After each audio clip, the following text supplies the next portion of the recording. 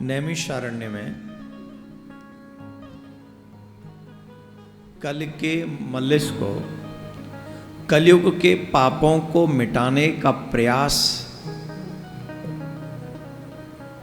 कलयुग के जीवों के कल्याण का उपाय संत जब जब एकत्रित होते हैं उन्हें अपने कल्याण की चिंता नहीं होती। उनका चिंतन, उनका मनन, उनका ध्यान, उनका वक्तव्य सब कुछ संसार के मनुष्यों के कल्याण के लिए होता है। भागवत का प्रथम श्लोक, दोनों हाथ जोड़िए, मां भगवती के तट पर इस प्रथम श्लोक का उच्चारण कीजिए मेरे पीछे पीछे सभी। भागवत का प्रथम श्लोक।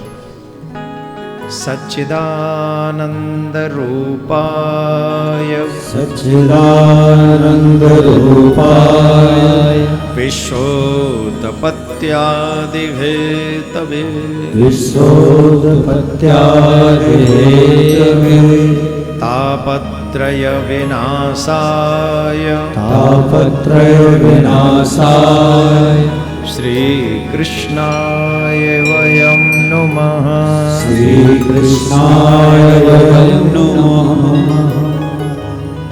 सत चित आनंद।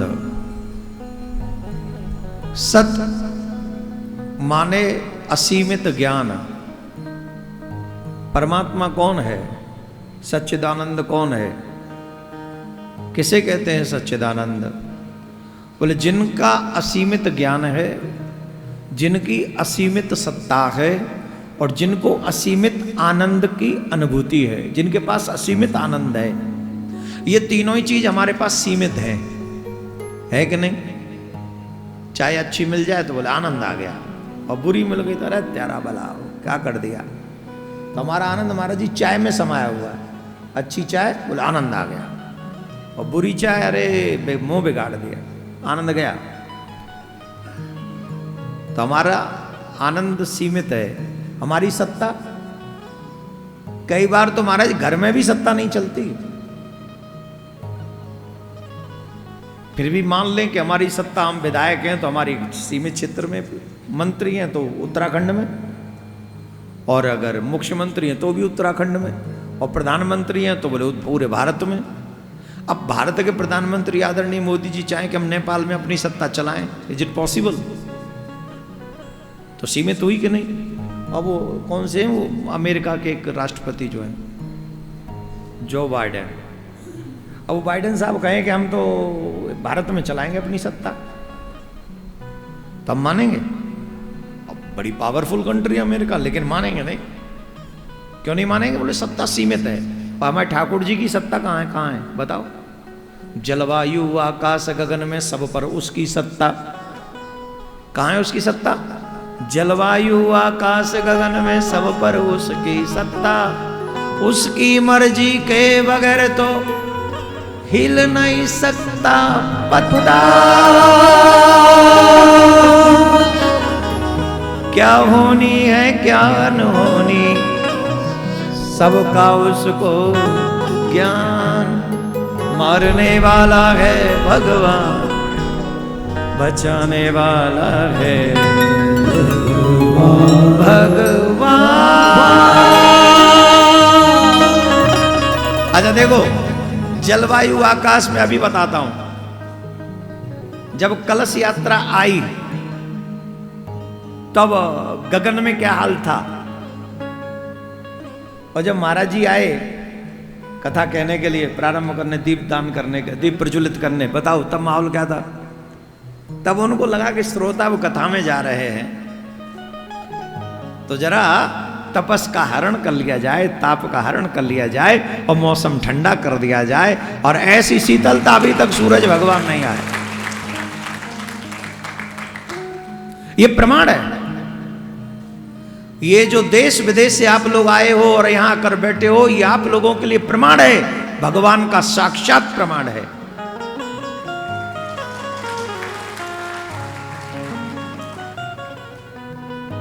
उसकी सत्ता असीमित है।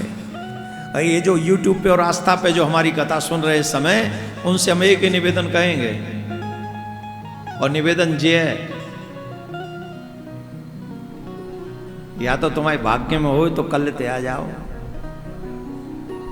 और तुम्हारे भाग्य अगर लकुआ मार्ग हो, जब पावन में लकुआ मार जाओ तो महाराज जी चलो ना जाओ, फिर बैसाखी को और हाथ वातन को सहारो लेना पड़तो है। तो अगर लकुआ मार्ग हो भाग्य है तो एक वैसाखी ले लियो, काहे की? बोले मानसिक पूजा की। वो वैसाखी कहा होगी? बोले ये मनते भाव राखियो कि मैं ऋषिकेश में ही बैठे हूँ और कथा जब तक होगी तब तक लगातार बैठे रहूंगा, और पूरी कथा सुनना, यहाँ बैठने का लाभ तुम्हें मानसिक कथा का पूर्ण लाभ मिल जाएगा। और ये हम अपने मन से नहीं कह रहे हैं, शास्त्रीय विधान है। मानसिक पूजा का, मानसिक श्रवण का बहुत बड़ा लाभ है।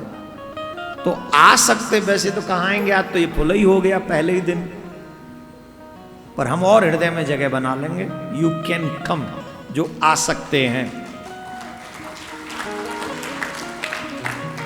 पहली बात। दूसरी बात, जिन लोगों को सब कुछ मिल चुका है, आग्रह है मेरा, संसार की कोई चीज मत मांगना यहां बैठकर। हालांकि जो मांगोगे मिल जाएगी, संशय बिल्कुल भी नहीं है।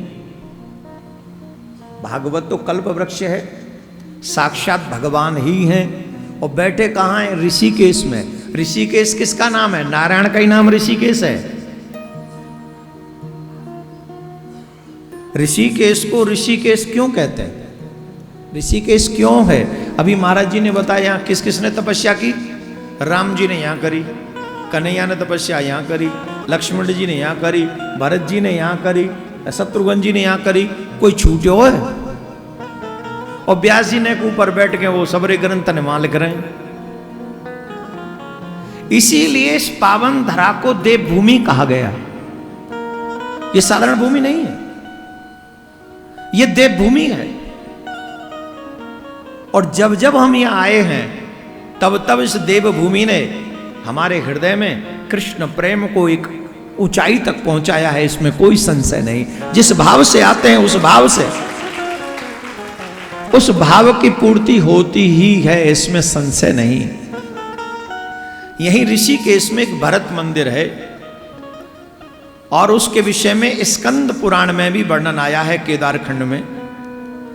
इस मंदिर में इसके लिए उल्लेख मिलता है कि यहां एक रेभ्य मुनि हुए हैं, जिन्होंने हजारों वर्ष तक, ये ऋषिकेश नाम कैसे पड़ा, जो श्रेष्ठ संतों से सुना है वो बता रहे हैं, और इसका वर्णन स्कंद पुराण में भी है। एक मुनि हुए हैं, रेभ्य मुनि, जिन्होंने हजारों वर्ष तक भगवान नारायण की तपस्या की, और भगवान नारायण प्रसन्न हुए, और प्रसन्न होकर उन्हें दर्शन देने के लिए पधारे। तो जब दर्शन देने के लिए पधारे तो भगवान ने कहा कि वरदान मांगो। तो संत मुनि क्या मांगते, ऋषि मुनि क्या मांगते, अपने लिए उन्हें क्या चाहिए? बोले हमें तो भगवान की भक्ति दो, और आने वाले कलयुग के लोगों तक उनका भी कल्याण होता रहे, ऐसा कोई आशीर्वाद दो। बोले तो ठीक है। अब ये स्थान जो है, ये जो स्थान है वो ऋषिकेश के नाम से जाना जाएगा, और समय बदलते बदलते वो ऋषिकेश की जगह अब ऋषिकेश हो गया है। अब वो ऋषिकेश माने भगवान का ही धाम है ये ऋषिकेश, जहां हम और आप बैठे हुए हैं। नारायण भगवान का ही पवित्र स्थान, और मां भगवती, और कल के सारे क्लेशों का नाश मां भगवती के स्नान मात्र से हो जाता है। लेकिन याद रखें, ये भाव भी हो कि मैं गंगा में स्नान कर रहा हूं, ऐसा भाव न हो मैं स्विमिंग करने आया हूं यहां। अगर आपके मन में भाव स्विमिंग का है तो स्विमिंग में तो अभी कई नाव गई हैं यहां से, मेरे आंखों के आगे से ही। वो कौन सी हैं? वो अलग सी नाव है, राफ, हाँ वो नाम हुआ ऐसो धल्लो चूल्हे को सो जरो, जैसे मजा कहते हैं ना राख, ये है वो राफ, तेरा भला हो। तो वो वैसी नाव गई हैं। अब कईयों के लिए तो गंगा वो साधन बन गया। और एक और बात बताएं, कई उनकी पलटी गई है, क्या उनकी नाव पलटी हुई गई है जामे, और पलटी कौन की है? समझ गए? तुम्हारी नहीं पलटेगी, हम लिख के दे रहे हैं। तुम्हारी पलटेगी नहीं, हम लिख के दे रहे हैं महाराज जी, भगवान के वचनों के विश्वास पर। बस एक डुबकी नित्य लगाओ और निश्चल हो के पूरे दिन भगवान का भजन करो, कम भोजन पाओ और कथा ज्यादा सुनो और कुछ बोलो मत। कई लोग यहाँ रिश्तेदारी भी निभाने आते हैं ना, अपे पे कमरा में बैठ के भजन करो, कोई इधर उधर नहीं, कोई तांडव नहीं। तीर्थ में जाना है, कहीं दर्शन करना है, गंगा स्नान करना है, उसके लिए समय निकालो। बाकी के जो तुम जी जाए, हम तो तुम्हें पहले तो हुआ कोई ना जान, तो तुम्हारे घर वाले ना जानेंगे कछु दिन बाद तुम्हें। इनसे रिश्तेदारी जोड़ते डोल रहे हो, तुम्हें शर्म नहीं आ रही? तुमसे नहीं कह रहा हूं जो यहाँ आए, जो जोड़ते हैं सिर्फ स्पेशल उन्हीं से कह रहा हूं ना।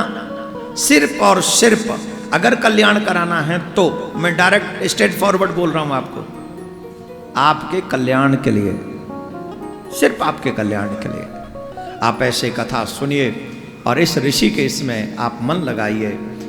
ऋषियों ने पूछा सूत जी महाराज से, नैमिषे सूत मासीना मभिवाग महामतिम कथामृतः रसास्वादः कुशलो सोनको ब्रवीत अज्ञान ध्वांत विध्वंस कोटि सूर्य समप्रभ सूताक्षायी कथा सारम मम कर्ण रसायन। नैमिषारण्य में 88,000 ऋषिगण विराजमान हैं। सूत जी महाराज आए तो सूत जी महाराज को सुंदर आसन पर बैठाला।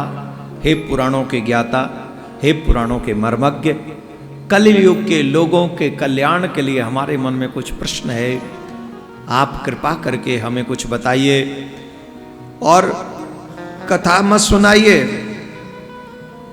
तो बोले कथा का सार बताइए। अरे बोले तुम तो संत महात्मा हो, तुम पे भी समय नहीं है कथा सुनने का। बोले भगवान की कथाओं का कोई अंत नहीं है। महाराज जी 28वां साल चल रहा है हमें कथा कहते कहते, 28वां साल। और आज भी जब कथा कहने बैठते हैं तो ऐसा लगता है कि आज ये प्रसंग हमने नया कह दिया। और हमने कहीं ऐसा आता है जैसे कोई बोल रहा है कि इसे बोलो, इसे बोलो, और वो कहीं ना कहीं शास्त्रों में है और वो बुलवा लेते हैं। इसका मतलब क्या है? दो चीजें सिद्ध हो गई। पहली बात तो यह है कि व्यासपीठ स्वयं भगवान की पीठ है।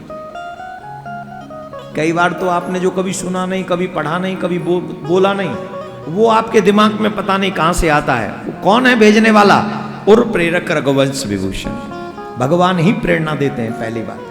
दूसरी बात जो हम आपको बता रहे थे कि दूसरा इसका प्रमाण क्या है, बोले हम यहां अगर कथा सुनने बैठे हैं तो भगवान की अगर एक जैसी ही कथा होती, सेम कथा होती, कितनी बार सुनते? मैं यहां ऐसे श्रोताओं को जानता हूं जो सालों से कॉन्टिन्यूस आ रहे हैं और फिर भी जब जाते हैं तो शाम को हो सकता है मेरे मुंह पे पढ़ाई करते हो, आज तो आनंद आ गया। अरे तुम इतने सालों से सेम कथा सुन रहे हो, आनंद क्या आ गया? बोले नहीं, सेम कथा नहीं है। तो बोले जैसे कृष्ण नित्य नूतन है वैसे ही भगवान की कथा भी नित्य नूतन है।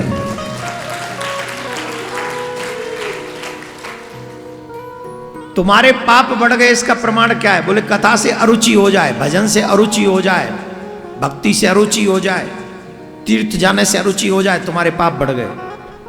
और इन्हीं में तुम्हारी रुचि बढ़ जाए तो तुम्हारा पुण्य बढ़ गया। मतलब तुम्हें ठाकुर जी और तुम्हें अपने क्लोज लाना चाहते। He wants to more than more close.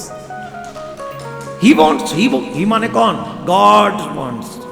Kanhaiya चाहते हैं कि तुम और क्लोज आओ, और क्लोज आओ। तो क्लोजनेस कैसे बढ़ेगी? बिनु सत्संग विवेक न होई, राम कृपा बिनु सुलभ न सोई। बिना प्रभु की कृपा के तुम्हें सत्संग मिलेगा नहीं, और सत्संग जब तक मिलेगा नहीं तब तक तुम्हारा विवेक बढ़ेगा नहीं। क्योंकि यहां पर भागवत में क्या लिखा है, भक्ति ज्ञान विरागाप्तो विवेको वर्धते महान। ऐसा कोई ग्रंथ बताइए जिससे भक्ति बढ़े, ज्ञान बढ़े, वैराग्य बढ़े और विवेक का वर्धन हो, माया से छुटकारा मिले। ऐसी कृपा करिए, कुछ सुनाइए। तो कथा सारम अगर कथा कह देंगे तो रामायण क्या कहती है,